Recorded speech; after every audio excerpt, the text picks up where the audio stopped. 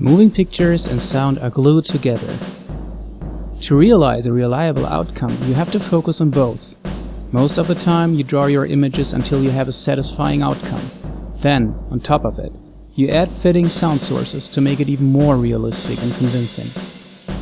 What if you have a fixed sound source first, and then the animation needs to fit to the sound source?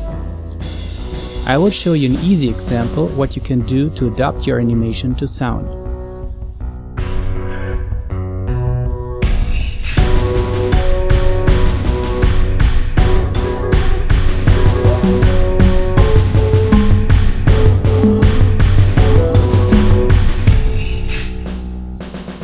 There are highly sophisticated outcomes in cartoon series like Tom and Jerry.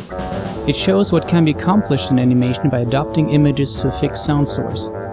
Often the source is music, because you cannot simply bend and stretch it as you like, unless you're exclusively writing the music for the scene. When it comes to a finalized masterpiece though, you better leave it as it is and adapt to it to honor the maestro rather than put shame on him.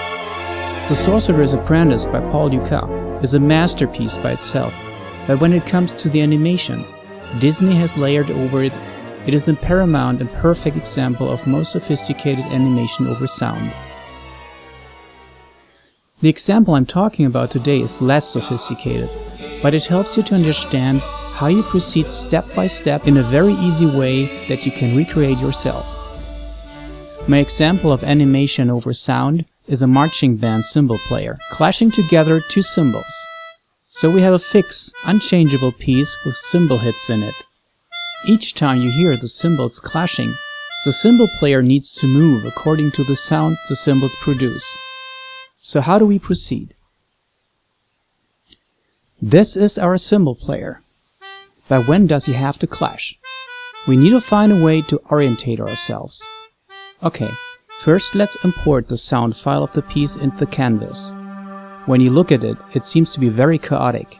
You cannot identify the spots where the cymbals are clashing very well or not at all. I prepared another version with a separated track of the cymbals only. Let's import that one. It's much better, isn't it? When you look at it, you can identify exactly at what time the cymbals hit. This is all we need. So the clashing is happening here, here, here, and here, and so on.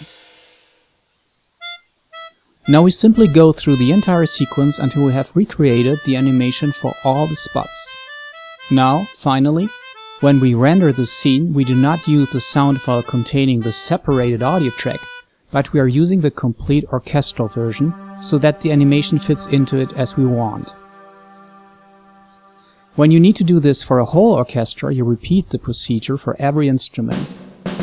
You might be able to do this without separated tracks, but this is much more complicated.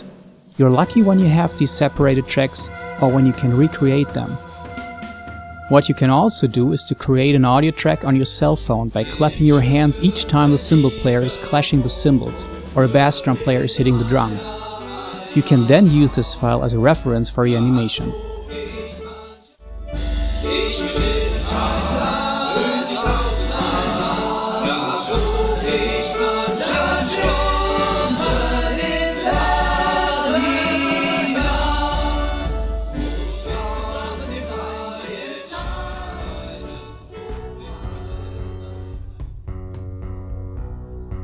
Thank you for watching this video and keep going.